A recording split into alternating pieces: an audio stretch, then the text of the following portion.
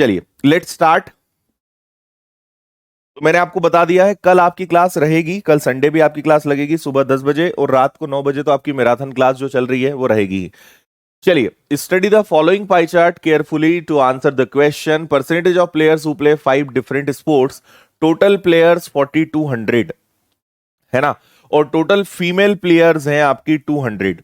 यहां पे आप समझेंगे टोटल प्लेयर्स में मेल और फीमेल दोनों आना है, आदमी और महिलाएं दोनों आएंगी, लेकिन ये सिर्फ महिलाएं हैं। मतलब एक बात मुझे पता चल रही है कि 4200 में से अगर 200 महिलाएं हैं, मतलब आदमी कितने होंगे 4000। लेकिन इन 4000 का हमारा कोई मतलब नहीं है, कारण कि अगर जैसे मान लीजिए एक सवाल मैं आपको करके बताता हूं, सब लोग अच्छे से सुनना। सपोज करिए मैंने पूछा कि कितने आदमी हॉकी खेलते हैं। मैंने कहा हॉकी खेलने वाले आदमी कितने हैं, इनकी संख्या बताइए। तो आप पता है क्या करेंगे, आप 4200 का 10% निकालोगे। ऐसा मत कर देना कि 4000 का 10% निकाल दो, 4200 का 10% निकालोगे। ये जो ग्राफ है ये आदमी और महिला दोनों का है। इससे हल करने पे आपको आदमी और महिला दोनों की आपको संख्या मिलेगी। ठीक है, तो 4200 का अगर आपने 10% निकाला तो आया कितना, 420। इसके अंदर आदमी और महिलाएं दोनों शामिल हैं। अब उस तरफ चलो, टोटल 200 महिलाओं में हॉकी कितनी महिलाएं खेलती हैं, 15%। तो आप जब 15% निकालेंगे तो यह आएगा आपका 30। मतलब 30 महिलाएं हॉकी खेलती हैं जो इनके अंदर शामिल हैं। जैसे ही आपने इसमें से 30 महिलाओं को हटाया तो आप बोल पाओगे कि 390 आदमी हैं जो क्या खेलते हैं, जो हॉकी खेलते हैं। तो आदमी की संख्या निकालने के लिए कोई डायरेक्ट तरीका नहीं है। इधर से टोटल संख्या निकलेगी, इधर से सिर्फ महिलाओं की संख्या निकलेगी।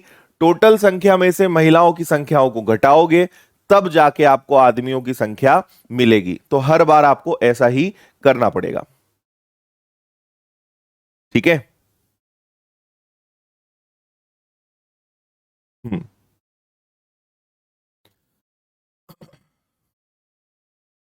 ठीक है, समझ गए इतना। तो ऐसा खेल यहां पे चलेगा। आइए प्रश्न से शुरुआत करते हैं। ठीक है, मैं आपको दिखा देता हूं, 1 मिनट का टाइम देता हूं, जल्दी से पढ़ लो, करके देख लो, फिर मैं बताता हूं क्या करेंगे हम यहां पे।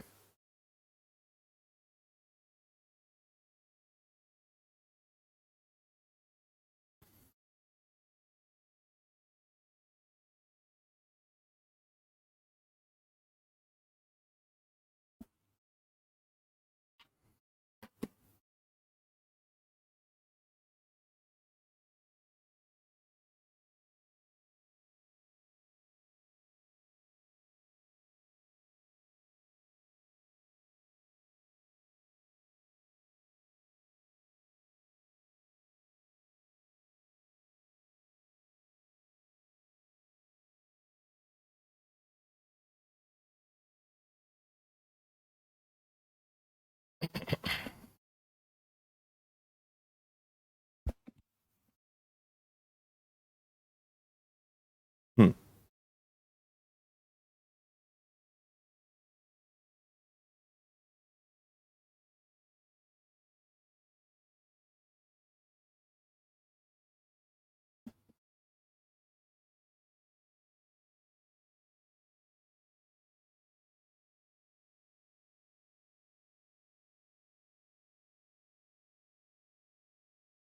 ओके संध्या।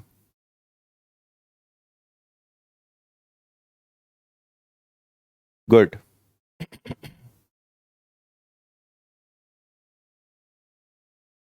चलो समझो अब जरा, मिलकर फुटबॉल और रग्बी खेलने वाले खिलाड़ियों की औसत संख्या कितनी है। मिलकर फुटबॉल और रग्बी, खिलाड़ी बोला है उसने, महिला पुरुष नहीं बोला है, तो आप डायरेक्ट करो। 4200 है। फुटबॉल कितने लोग खेलते हैं, फुटबॉल खेलते हैं 17% लोग, और रग्बी कितने लोग खेलते हैं, रग्बी खेलते हैं 13% लोग। तो इनका टोटल कितना आ रहा है, 30%, है ना। तो आप चाहें तो इसका पहले 30% निकालें। दूसरी बात आप समझिए कि जब जो भी आंसर आएगा उसका आपको औसत निकालना है, मतलब किससे भाग देना है, 2 से। तो पहले ही 2 से भाग दे देते हैं। तो 2 जीरो से 2 जीरो गया, ये कट गया 21 बार, 21 तिया 63, तो सीधा औसत आ गया 630। अदरवाइज 30% निकालोगे 1260 आएगा, उसका आधा करोगे तो 630 आएगा, एक ही बात है।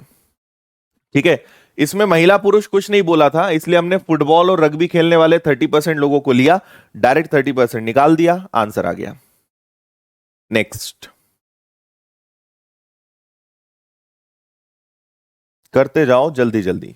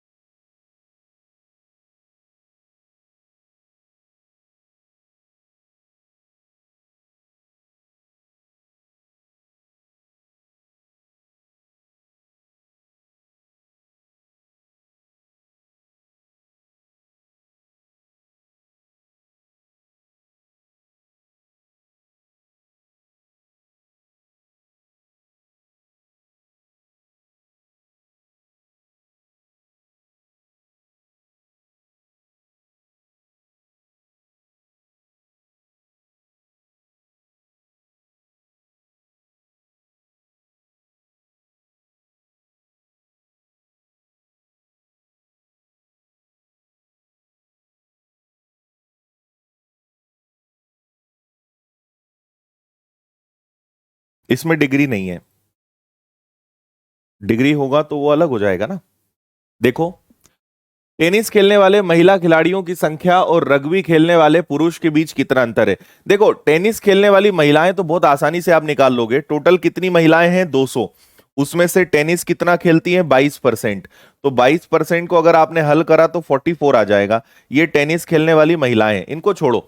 रग्बी खेलने वाले पुरुष, तो टोटल 4200 में से रग्बी कितना खेलते हैं, रग्बी खेलते हैं 13%, है ना। तो इसको आपने सॉल्व किया, 13 दूनी 26 का 6, 52 और 2 54, 546 टोटल खिलाड़ी हैं। इसमें आदमी और महिला दोनों शामिल हैं। इसमें से अगर महिलाएं माइनस कर देंगे तो आदमी पता चलेंगे, है ना।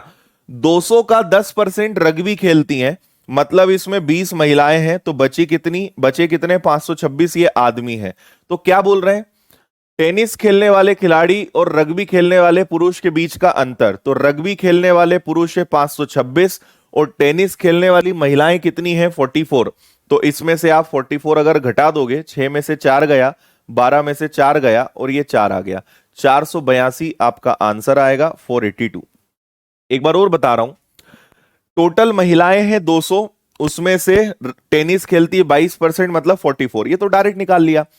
उन्होंने बोला रग्बी कितने पुरुष खेलते हैं, पुरुष, है ना।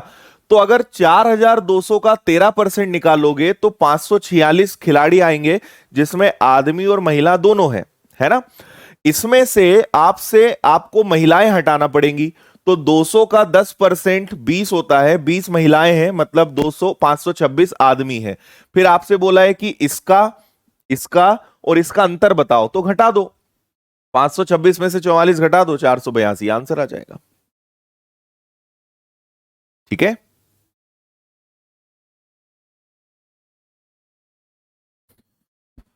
ये करिए।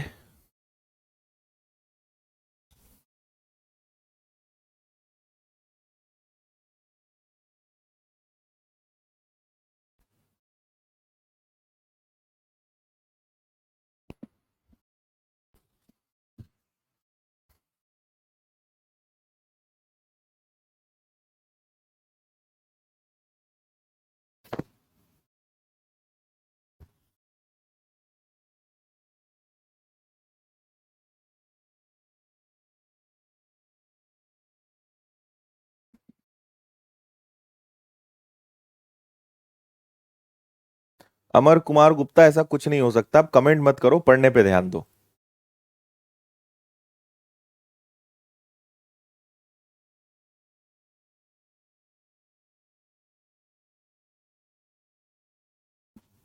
चलो, क्रिकेट खेलने वाले महिला खिलाड़ियों की संख्या का हॉकी खेलने वाले पुरुष खिलाड़ियों की संख्या से क्रमशः अनुपात। क्रिकेट खेलने वाली महिला और हॉकी खेलने वाले पुरुष, आपको याद है हमने हॉकी खेलने वाले पुरुष पहले ही निकाल लिए थे, है ना। तो इसको हम दोबारा नहीं निकालेंगे, सीधा लिख लेते हैं कि हॉकी खेलने वाले, है ना, हॉकी खेलने वाले पुरुष कितने हैं, तो वो 390 हैं। इनका रेशो आपको बताना है किसके साथ, इसका रेशो बताना है, सॉरी क्रिकेट पहले बोला है ना, क्रिकेट खेलने वाली महिलाएं और हॉकी खेलने वाले पुरुष। तो बहुत आसान है, टोटल 200 महिलाएं हैं, उसमें से क्रिकेट कितना खेलती हैं, 40%। तो आप इसका 40% निकालोगे, 80 आएगा। 80 महिलाएं क्रिकेट खेलती हैं, 390 पुरुष क्रिकेट खेलते हैं, 839 बी आंसर है इसका भी, 839। आगे बढ़ो।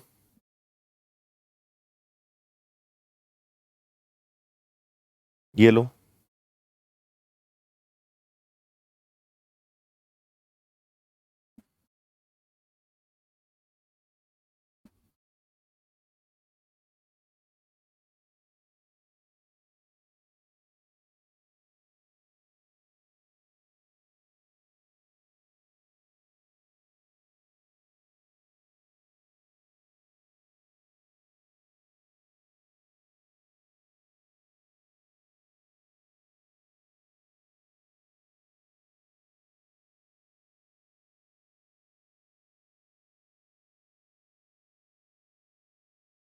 चलो, क्या बोल रहे हैं, मिलकर फुटबॉल, क्रिकेट और टेनिस खेलने वाले पुरुष खिलाड़ियों की कुल संख्या क्या है।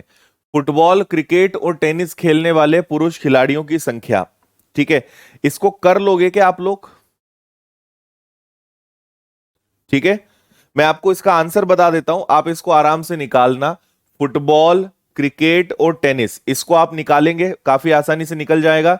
इसका answer none of the above आएगा और इसका रियल आंसर 3084 है ना, मेरे पास आंसर शीट रखी है, तो इसका ये आंसर आएगा। आप इसको कर लेना, पहले टोटल प्लेयर्स निकालना, महिलाओं को हटाना, फिर फुटबॉल के बाद क्रिकेट के कुल प्लेयर्स, फिर महिलाओं को हटाओ, ऐसे करते जाना, आंसर आ जाएगा। ये लीजिए इसका लास्ट क्वेश्चन।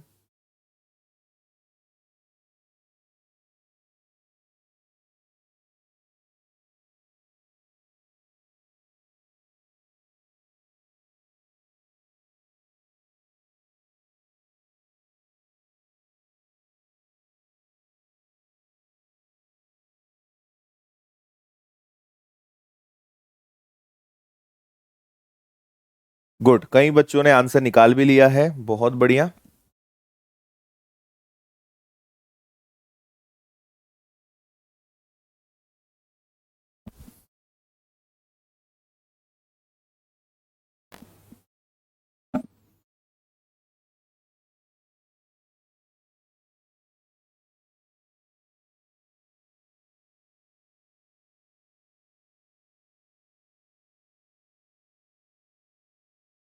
चलो देखें, रग्बी खेलने वाले पुरुष खिलाड़ियों की संख्या टेनिस खेलने वाले खिलाड़ियों की संख्या का कितना प्रतिशत है। रग्बी खेलने वाले पुरुष, ये हमने निकाला है क्या, रग्बी खेलने वाले पुरुष ये निकाले थे हमने, ये रग्बी वाले ही है ना। रग्बी खेलने वाले पुरुष, तो वो आ गए 526, है ना। पुरुष खिलाड़ियों की संख्या टेनिस खेलने वाले खिलाड़ियों की संख्या का, टेनिस खेलने वाले खिलाड़ियों की संख्या का कितना प्रतिशत है। अच्छा, टेनिस खेलने वाले टोटल खिलाड़ी लेना है, तो टेनिस खेलने वाले हैं कितने, डायरेक्ट इसको कर लें क्या, 4200 का 25% निकालेंगे तो 100 ऊपर जाएगा, का कितना परसेंट है। भाई हम चाहें तो 25% निकाल के हर करें, जो आएगा उसको रखना तो नीचे ही है। रग्बी खेलने वाले पुरुष, टेनिस खेलने वाले खिलाड़ी, सबको मिलाकर कितना परसेंट है, 4200 का 25% लोग टेनिस खेलते हैं, तो हम डायरेक्ट निकाल के इसको यहीं रख देते हैं। तो आपके 2 जीरो से ये 2 जीरो चले गए, 25 से ये कैंसिल हो गया आपका 4 बार, है ना, 2 से ये कैंसिल हो गया 21 बार, और 2 से इसी को उड़ा देते हैं 2 बार, है ना। अब और कुछ हो सकता है क्या, ये 2 हो सकते हैं, 7 और 7 49, 3 और 6 नहीं कटेगा, है ना, तो 3 से भी नहीं कटेगा, 6 5 11 12 13, तो 526 का आप दुगना करेंगे, 526 का आप दुगना करोगे तो ये कितना आ जाएगा ये आपका आ जाएगा 1052, और इसको अब आप लगभग भाग देंगे 21 से, ठीक है। तो अगर आप 21 से भाग देंगे तो 21 पंजे 105, भाग नहीं जाएगा, और दशमलव समथिंग समथिंग आएगा, मतलब क्या आंसर 50% आना चाहिए। हाँ जी,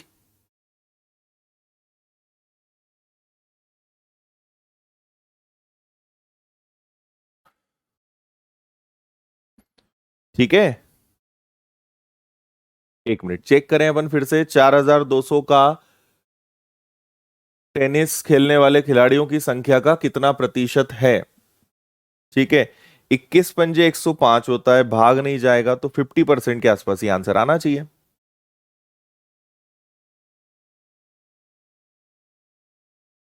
अरे यार यहाँ पांच, हाँ ठीक तो है, 500 का दुगना, और ये क्या बोलते हो आप लोग? हम्म, चलो कोई दिक्कत नहीं है, आगे बढ़ेंगे। इसको आप एक बार पढ़िए, फिर चर्चा करते हैं।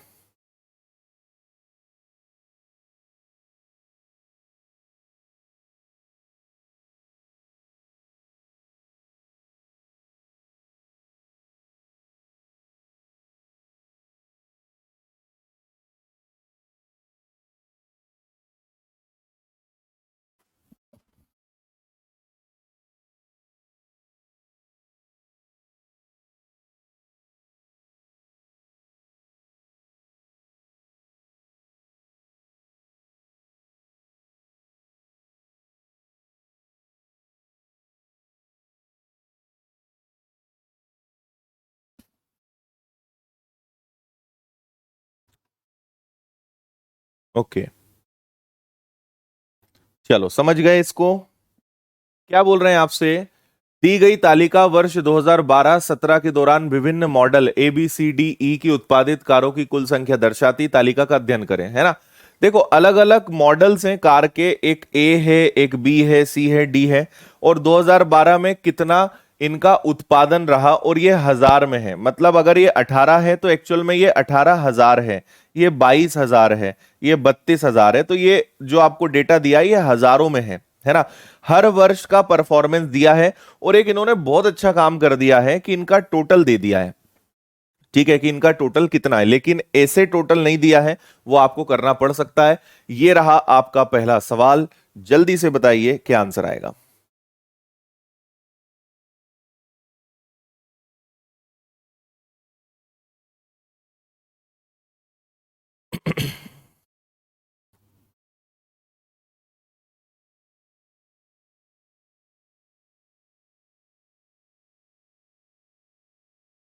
हम्म,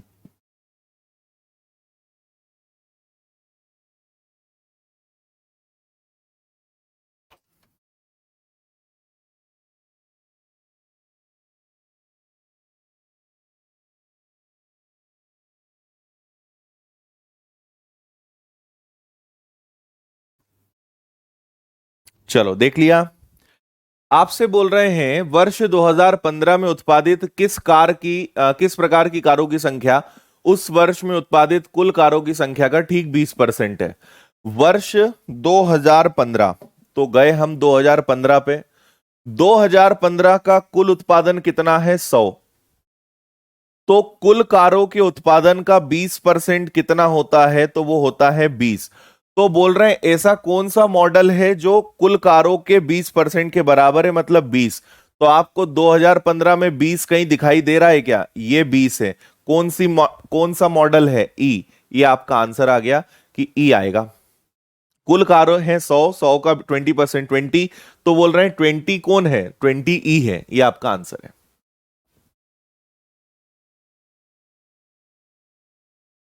इसको करिए।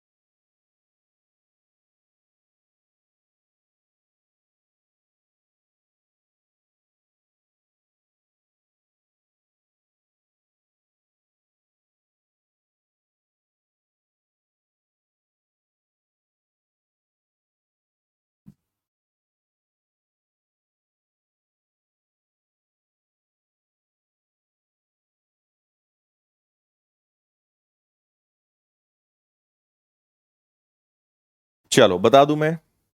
देखो मैं ऐसे ही समझाता हूं, आप समझने की कोशिश करना थोड़ी सी।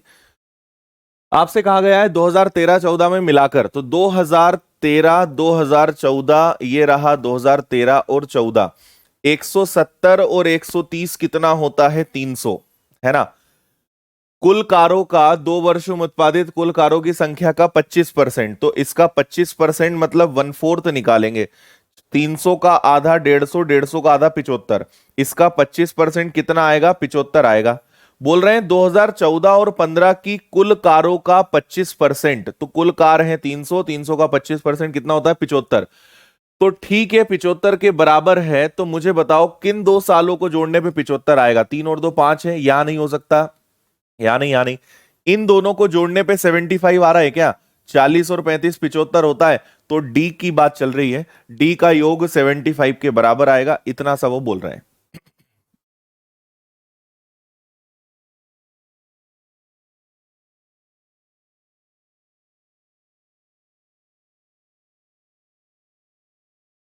हम्म।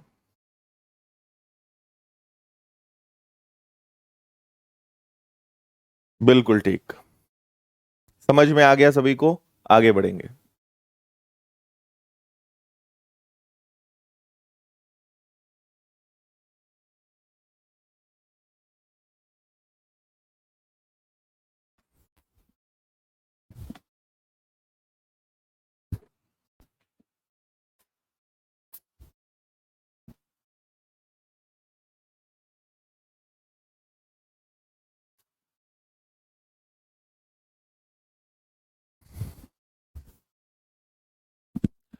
2012 की तुलना में 2016 के कारों के उत्पादन में कितनी वृद्धि हुई?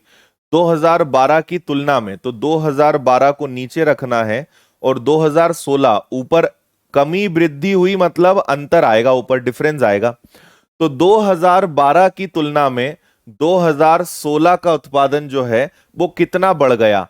तो 120 से 180 हो गया, मतलब ये बढ़ गया 60। और नीचे 2012 से तुलना करनी है, मतलब नीचे आप 112 ही 120 ही रखोगे, गुणा करोगे 100 का, कितना उत्पादन बढ़ गया? 50%। सी आंसर है इसका। ठीक है, नेक्स्ट।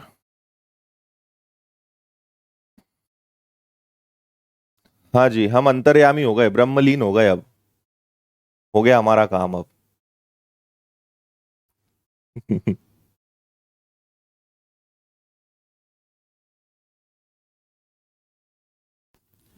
2016 के संदर्भ में 2017 में किस तरह की कार के उत्पादन प्रतिशत में सर्वाधिक कमी दर्ज की गई? 16 के संदर्भ में 2017 में किस तरह की कार के उत्पादन प्रतिशत में सर्वाधिक कमी दर्ज की गई, बताइए।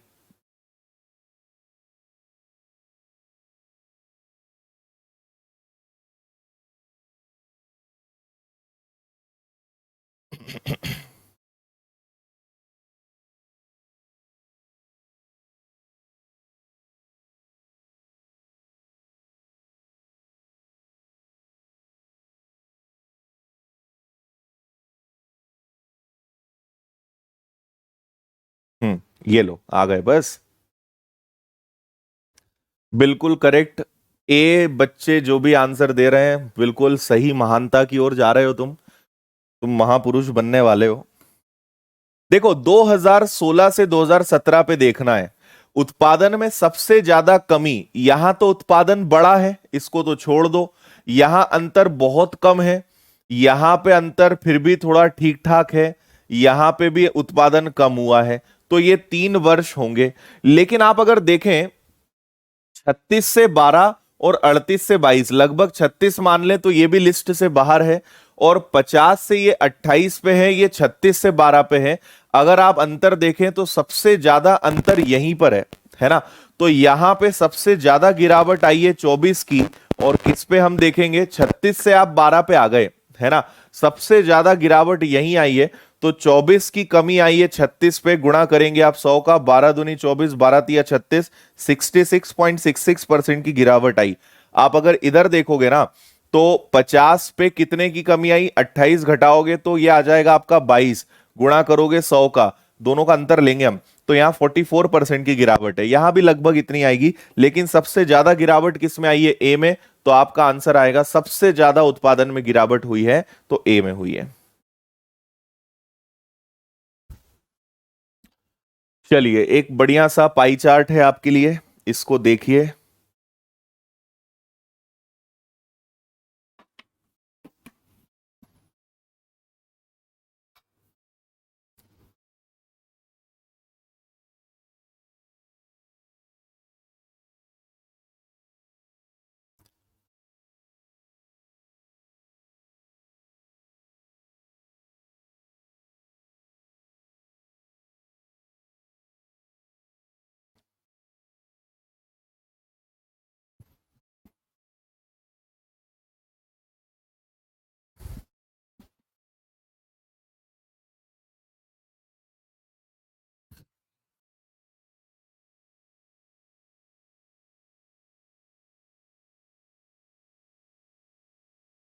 अच्छा सर, आप कल सपने में आए थे? अच्छा, मैंने तो बोला ही था।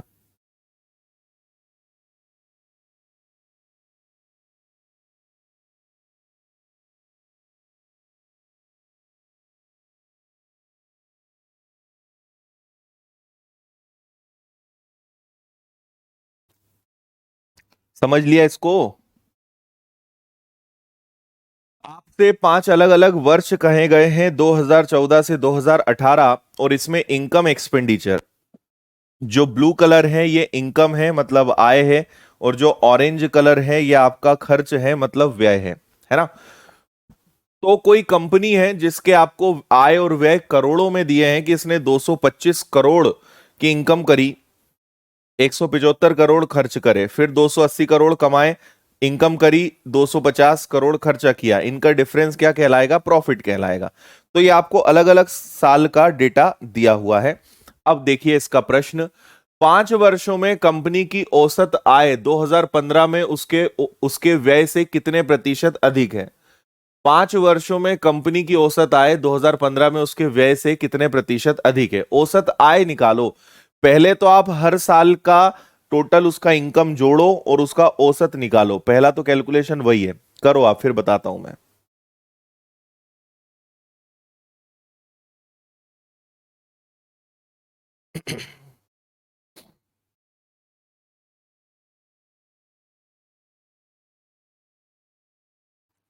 अच्छा,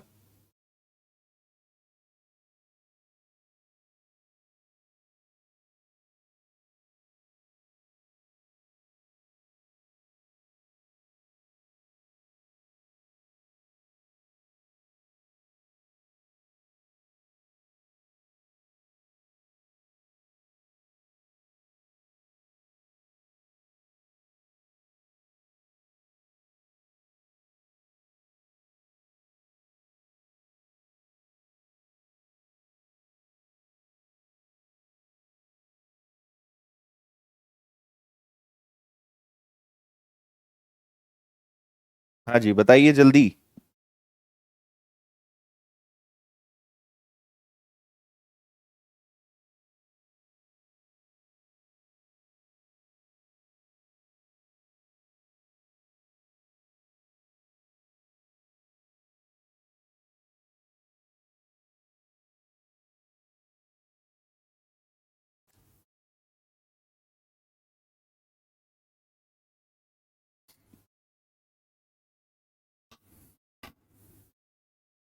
ओके,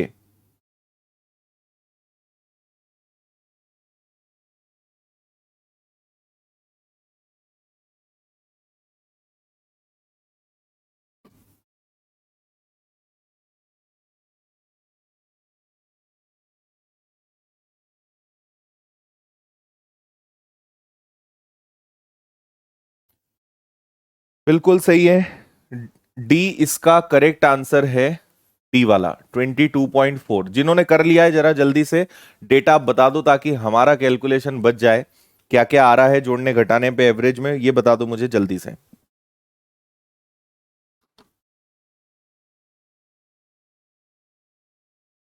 हम्म।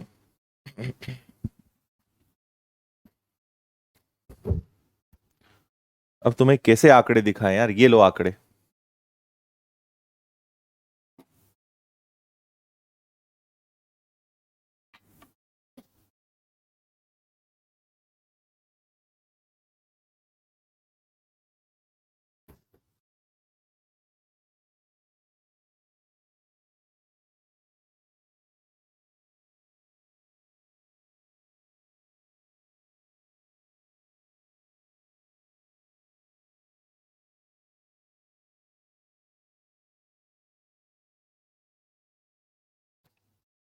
चलो देखें, आपने यहां देखा है, उसकी आपको निकालना है सबसे पहले तो औसत आय। तो औसत आय मतलब सभी वर्षों की आय को जोड़ना है, 5 से भाग देना है, तो वो आपको मिली होगी कितनी, 306, है ना। और 2015 का व्यय, तो 2015 का जो आपका एक्सपेंडिचर है वो कितना है, 250 है ना। तो 250 से कितना ज्यादा है, तो ऊपर आप लेंगे अंतर, अधिक या कम का मतलब हमेशा अंतर होता है, और नीचे आपको 2015 में व्यय से कंपेयर किससे करना है, 2015 के व्यय से गुणा 100 करेंगे, तो आपका आंसर 22.4% बिल्कुल ठीक है, ये आंसर आएगा। आगे बढ़िए, ये लीजिए।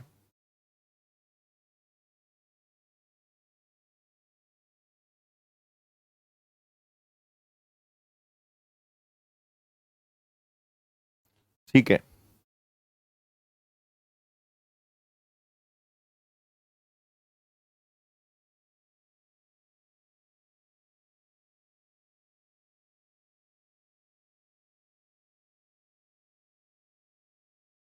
इस बार व्यय का औसत निकालना है।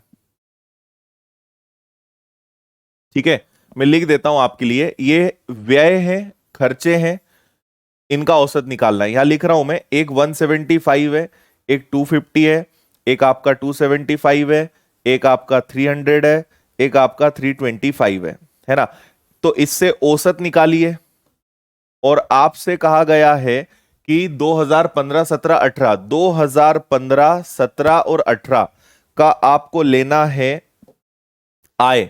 तो 2015 की आय, 2017 की आय और 2018 की आय, है ना, से कितने प्रतिशत कम है, मतलब ऊपर आएगा डिफरेंस और नीचे आएगा 5 वर्षों के कुल व्यय से, इसका जो एवरेज आएगा व्यय का वो नीचे आएगा, और गुणा करेंगे हम 100 का। करिए जल्दी अब। ये कितना है ये भी बता देता हूं, ये 280 है और ये दोनों 350 50 है।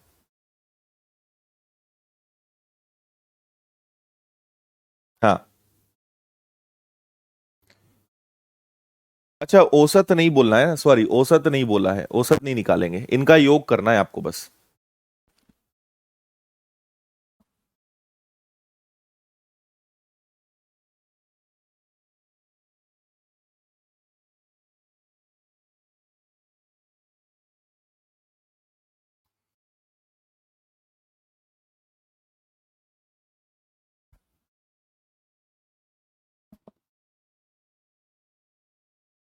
ऊपर आप इन दोनों का अंतर रखेंगे, है ना, दोनों का आप डिफरेंस लेंगे, तो दोनों का डिफरेंस कितना आ जाएगा, 345। नीचे रखोगे आप 1325, गुणा कर दोगे आप 100 का। तो इसको हम थोड़ा सा लगभग हल कर सकते हैं। इसको अगर हम 13 मान लें तो 1300 ही मान लीजिए, तो 13 दूनी हो गया आपका 26, बचेगा कितना आपका 8 और 5, 13 × 6 = 78, लगभग 26% आंसर आएगा इसका, लगभग।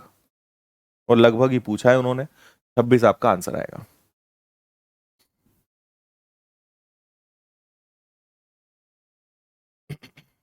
बताओ। देखो एक बार मैं समझा देता हूं आपको, यहां पे क्या बोल रहे हैं। आपसे कहा गया था 2015 17 18 की आय, 2015 17 और 18, 350 350 280 का टोटल 980, ये आय हो गई। पूरे व्यय का औसत का कितना प्रतिशत कम है या ज्यादा है, तो व्यय हमने सबका जोड़ दिया, कुल व्यय आ गया 1325। कितना कम है, कितना कम है, तो ये कम है उससे 345, किससे, व्यय से, तो नीचे व्यय आएगा गुणा 100। इसको मैंने लगभग 1300 मान लिया, लगभग है तो लगभग ही लाना पड़ेगा, आप ऐसे पूरा कैलकुलेशन कर नहीं सकते। 1300 मान लिया, तो 13 दूनी 26, 13 × 78, लगभग 26 बार भाग जा रहा है, और 26 से बड़ी कोई राशि है भी नहीं, संख्या है भी नहीं, तो आंसर हमारा सेम सिंपल आ गया, 26% लगभग। तो इसको हमने क्या करा, इसको हमने 1300 मान लिया, तो हम लगभग निकाल पाए। और ऐसे प्रश्नों में इसी प्रकार से लगभग किया करो। हाँ, इसको पढ़ो, यहां का ग्राफ कहां चला गया, ग्राफ गायब हो गया इसका, है ना। चलो इसको, इसको पढ़ो, पिछले वर्ष के व्यय की तुलना में किस वर्ष में व्यय 40% से अधिक है। पिछले साल से किस साल व्यय 40% बढ़ा है? ये ग्राफ देखो, फिर से बोल रहा हूं, किस साल व्यय पिछले साल से 40% से ज्यादा है, 40% से अधिक बढ़ा है एक्सपेंडिचर, ये आपको बताना है।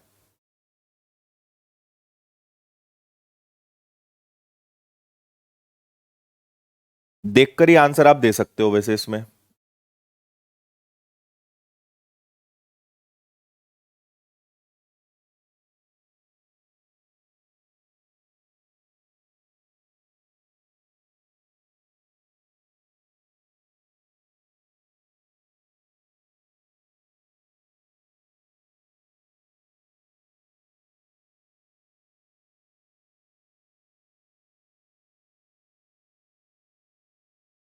हम्म,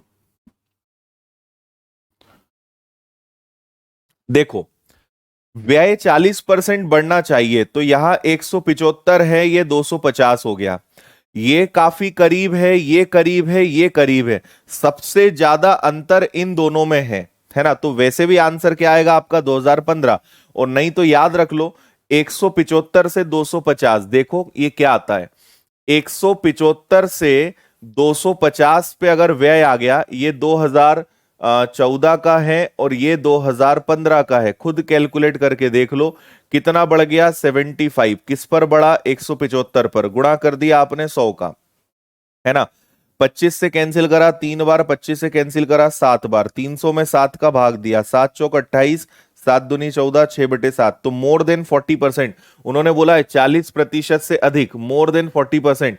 तो कौन से वर्ष में हो रहा है? 2015 में हो रहा है, ये आपका आंसर आएगा, 2014 से 2015। बिल्कुल करेक्ट।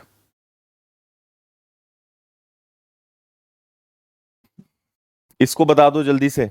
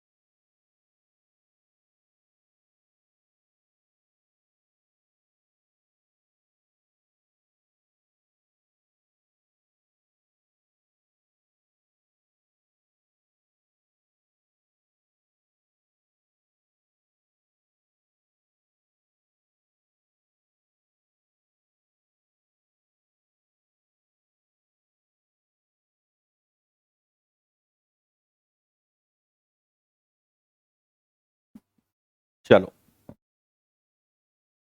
देखो, 2014, 16 और 17, 2014, 16 और 17 कि आपको क्या लेना है? कुल व्यय। टोटल आपको एक तरफ एक्सपेंडिचर लेना है और एक तरफ आपको टोटल इनकम लेना है। तो आप अगर इसको आराम से भी देखोगे तो 300 और 200 हो गया कितना? 3 और 2 550, है ना? नहीं, 2014, 16, अच्छा 14, 16 और 17, ठीक है। 2, 3, 450, 750 आ गया ये, है ना? और इन्हीं साल की इनकम देखेंगे, 2014, 16, 17, है ना? 225, 325 और 350, 3, 2, 5, 550, 5, 3, 8, 9, 900 आ जाएगा ये, है ना? अनुपात बनाना है बस आपको। तो 15, 5, 75, 15 × 6, 90, 5:6। ऑप्शन डी आपका आंसर आएगा, 5:6। चलिए, यहां से अब कुछ सिंगल सिंगल टाइप के क्वेश्चंस आएंगे। एक क्वेश्चन, एक से एक ही क्वेश्चन रहेगा। इसको आप पढ़िए और आंसर दीजिए जल्दी से।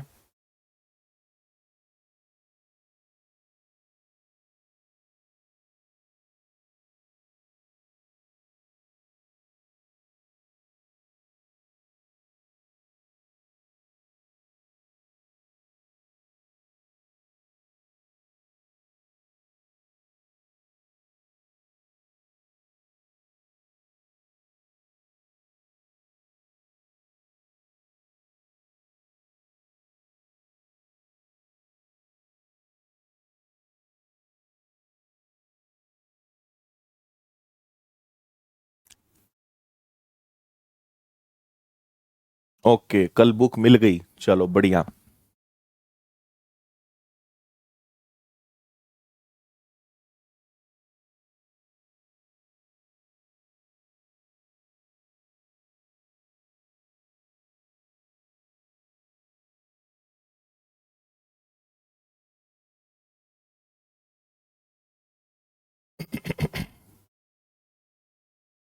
पढ़ लिया? देखो, आपसे कहा गया है निम्न तालिका कॉलेज में विभिन्न संकाय है ना, अलग अलग जो स्ट्रीम्स होती हैं, अलग अलग जो आपके सब्जेक्ट्स होते हैं, उसमें कितने बच्चे पढ़ रहे हैं वो। विज्ञान के अलावा अन्य संकायों में अध्ययन करने वाले छात्रों का प्रतिशत बताओ। तो देखो, पहले तो पता लगाओ बच्चे हैं कितने, इन दोनों को जोड़ दो। 32 और 18 को अगर आप जोड़ोगे, 3 4 5, 50 हो जाएगा। इसको जोड़ोगे, 8 5 13 3 4 2 6 और एक 7, इनको जोड़ोगे तो 84 आएगा। इनको जोड़ोगे तो आपका 43 आएगा। 4 3 7 3 10 का 0 कैरी 1 है ना। 12 और 8 20 24 25, इन सब का अगर योग करोगे तो इन सब का योग आ रहा है 250। टोटल हमारे कॉलेज में कितने बच्चे पढ़ाई कर रहे हैं? टोटल कॉलेज में 250 बच्चे पढ़ रहे हैं। अच्छी बात है। बोल रहे हैं साइंस के अलावा बच्चे कितने हैं, तो मुझे बताओ कि 250 में से 50 साइंस के हैं तो बचे कितने? 200। ये कुल विद्यार्थियों का कितना प्रतिशत कहलाएगा? 80%। आंसर, साइंस के अलावा बचे हुए बच्चे कितना परसेंट है? तो 250 में से साइंस के 50 बच्चे हैं, 50 बच्चे गए तो बचे 200 बच्चे। ये 250 का कितना परसेंट है? तो ये आपके 250 का 80% हो जाएगा। ये आंसर है। राइट, आगे बढ़ेंगे।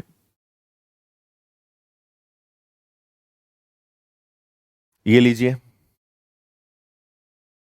तालिका को अच्छे से देखिए, फिर बात करते हैं इस पर भी।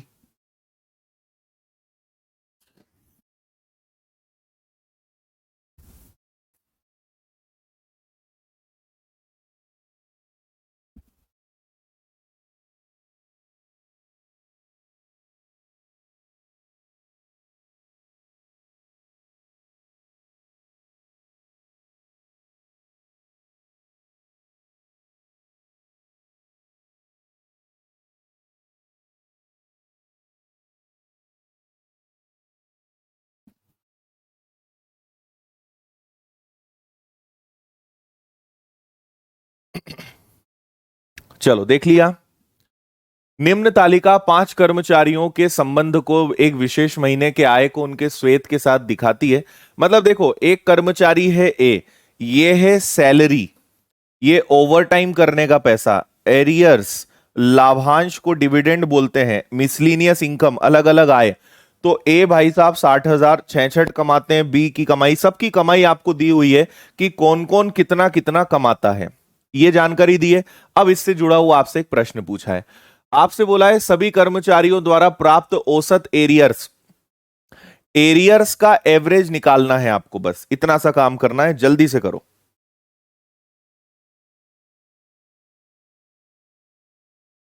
एरियर्स का एवरेज निकालना है।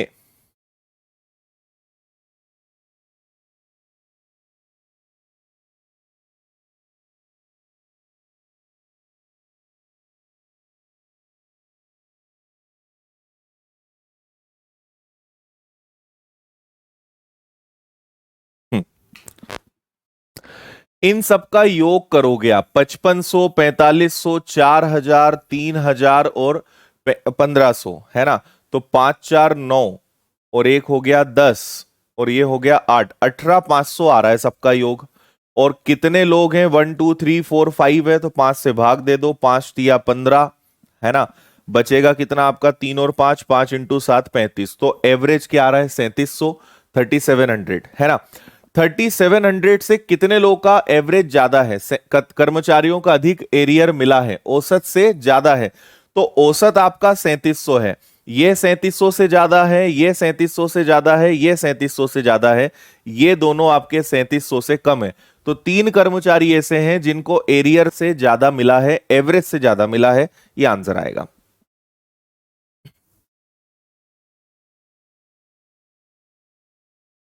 3 कर्मचारी होंगे जिनको एरियर के औसत से ज्यादा मिला है।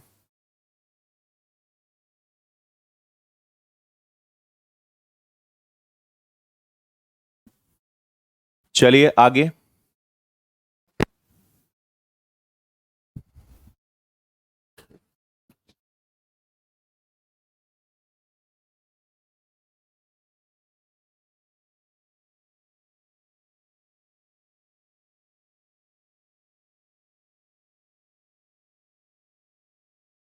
करेक्ट।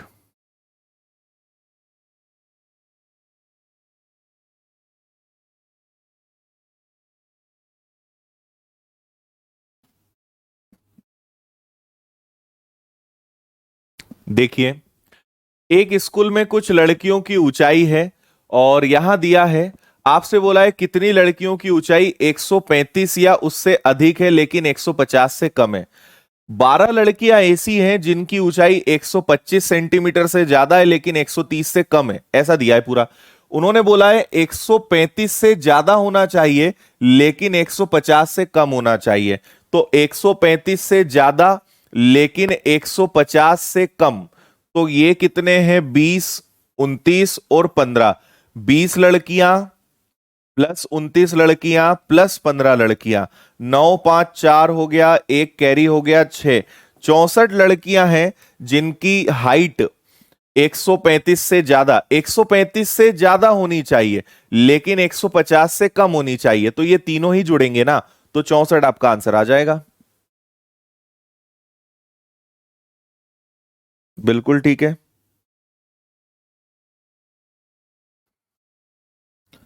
अगले का आंसर दे दो।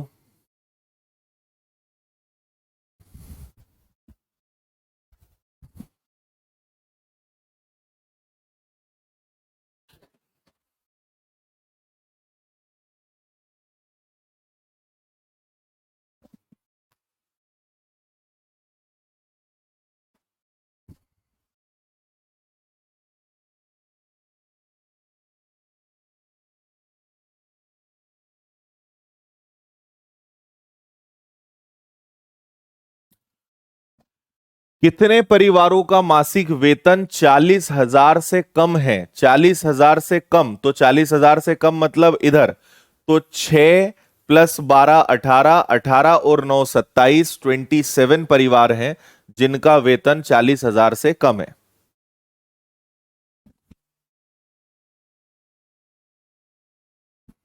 ठीक है, हलवा एकदम ठंडा वाला।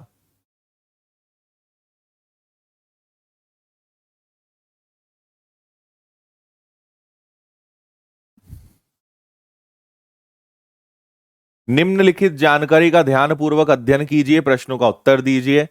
देखो, ये आपको जो दिया है परीक्षा में उपस्थित होने वाले छात्र, है ना? ये बच्चे परीक्षा में पास हुए, ये बच्चे परीक्षा में पास हुए, और ये जो दिया है डिस्टिंक्शन से पास हुए, है ना? 600 बच्चे अगर हैं तो 420 पास हुए हैं, 120 डिस्टिंक्शन से पास हुए हैं। ऐसा हर साल का आपको अलग अलग रिकॉर्ड दिया हुआ है। तो ये रहा इसका सवाल, जल्दी से बताइए।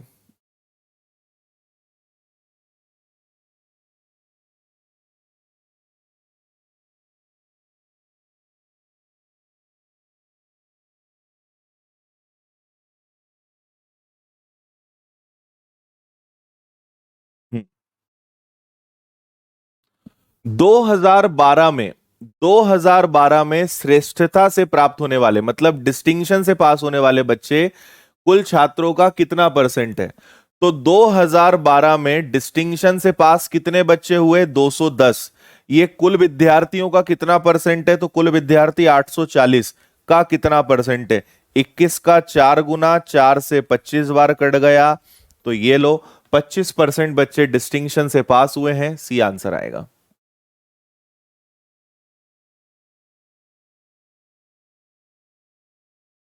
नेक्स्ट, एकदम छोटे छोटे छुटकू छुटकू सवाल हैं, जल्दी जल्दी करते जाओ इनको।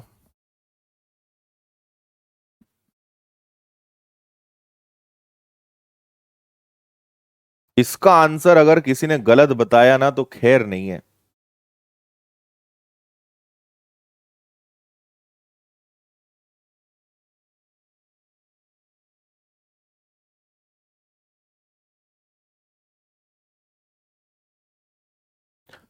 40 वर्ष से कम, तो देखो इसको काउंट नहीं करेंगे, 40 तक यहां, ये 40 से ज्यादा है, ये 40 से ज्यादा है, तो इनसे हम कम लेंगे। तो इनको जोड़ दो, 2 और 3 5, 5 और 5 10, 10 और 2 12, 12 शिक्षक हैं जो 40 साल से कम उम्र के हैं। भाई ये सबकी उम्र का दिया है, ये शिक्षकों की संख्या दी है। तो 12 शिक्षक हैं, 2 + 3 + 5 + 12, ये 2, मतलब 12 शिक्षक हैं जिनकी उम्र 40 से कम है।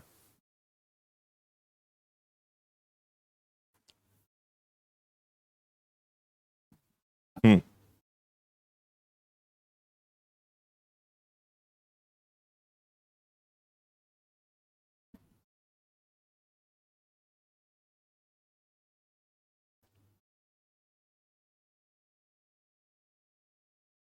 बिल्कुल ठीक।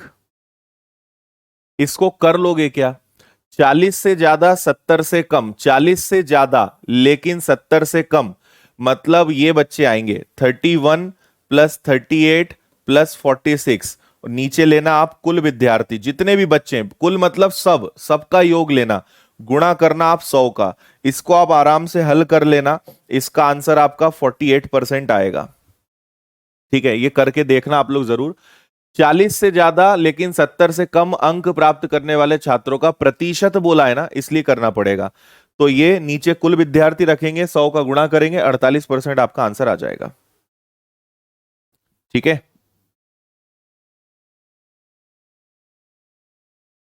हम्म।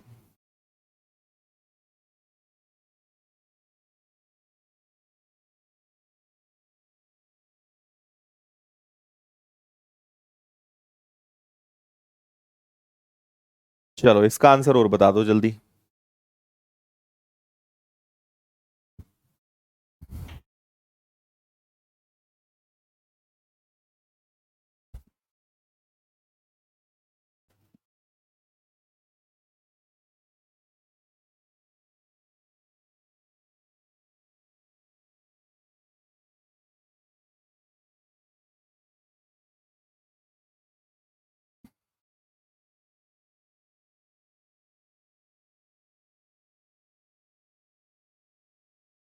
सर आप तो दिखाई नहीं दे, दे तो रहे हैं भाई, तुम्हारा मोबाइल खराब हो गया है, हम तो दिख रहे हैं। लड़कियों का संख्या का प्रतिशत कितना है तो बताओ मुझे। यहां लड़कियां कितनी है? 18, यहां कितनी है? 45, यहां कितनी है? 42, यहां कितनी है? 30। और आपको याद हो तो हमने थोड़ी देर पहले किया था, इसमें कुल बच्चे 250 आए थे, थोड़ी देर पहले ही हमने जोड़ा था सबको, है ना। लड़कियां कितनी परसेंट है? लड़कियों की संख्या को जोड़ दो, 75 हो गया। 75 में अगर आपने ये जोड़ दिया तो कितना आ रहा है? ये हो गया आपका 75, लड़कियां ही बोला है ना, लड़कियों की संख्या का प्रतिशत है। ठीक है, करो जल्दी। ये 10 हो गया, 0 हो गया, 4 और 4 8, और 4 12, और 1 13। टोटल 135 लड़कियां हैं आउट ऑफ 250, मल्टीप्लाई बाय 100। ठीक है, इसको सॉल्व करेंगे तो आपके 0 से 0 कट जाएगा, 5 से 5 बार, 5 से 2 बार, 5 से कैंसिल करा तो ये 27 बार, 27 का दुगना आएगा 54। मतलब इस कॉलेज में 54% लड़कियां हैं, ये आपसे पूछा गया था। कोई दिक्कत नहीं, अब प्रकट हो जाते हैं। अरे मजाक भी नहीं समझते हो तुम लोग, सीरियस ले लेते हो। हाँ मोबाइल खराब था तुम्हारा, अब दिख रहा है ना।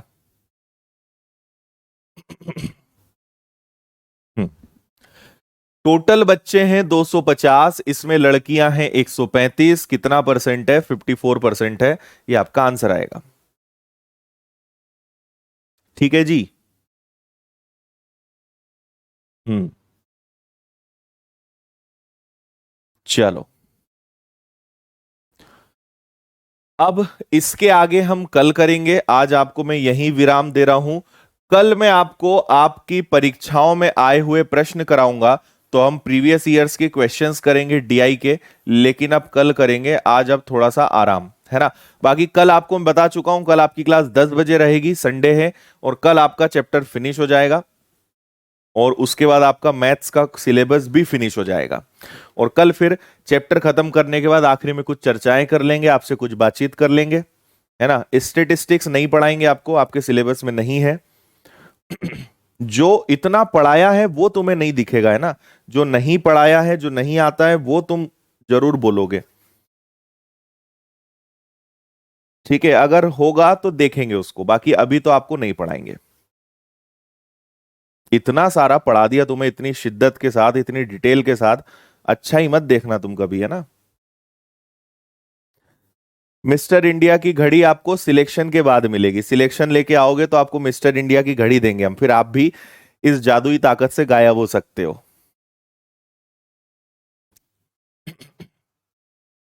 ठीक है।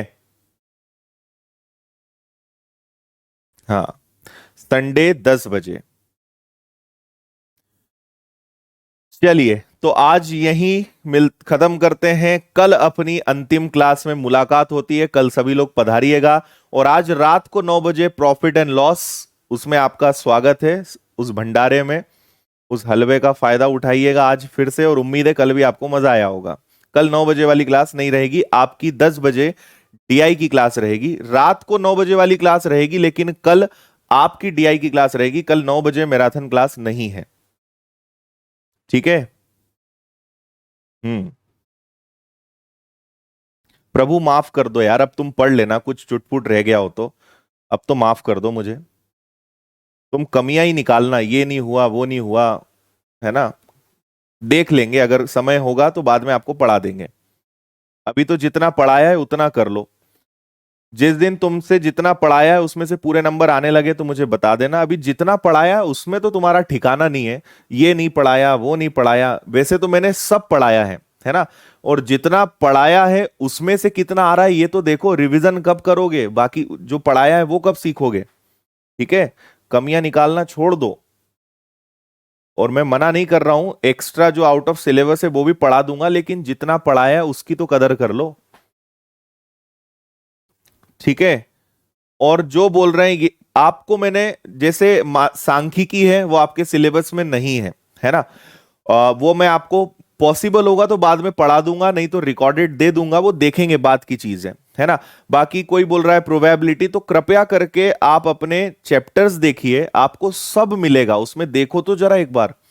आप इतने महान हैं कि आपने देखा ही नहीं है कि उसमें क्या क्या आपको मिल चुका है, तो एक बार आप कृपया करके देखिए। ठीक है। एमपी पुलिस में इतना कोई नहीं पढ़ाता है, मैंने आपको ना एसएससी लेवल का पढ़ाया है। अगर पुलिस लेवल का पढ़ाता तो अब तक 2 बार सिलेबस खत्म हो जाता। लेकिन तुम्हें उस चीज की कद्र नहीं है, तुम तो ये कमी ही निकालना, है ना। आप, खुला चैलेंज देता हूं मैं, कहीं से भी कंपेयर कर लेना।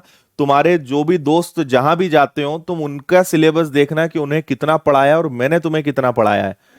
तुम विश्वास नहीं कर पाओगे, इतना ज्यादा पढ़ाया है मैंने, लेकिन तुम नहीं देख सकते उस चीज को।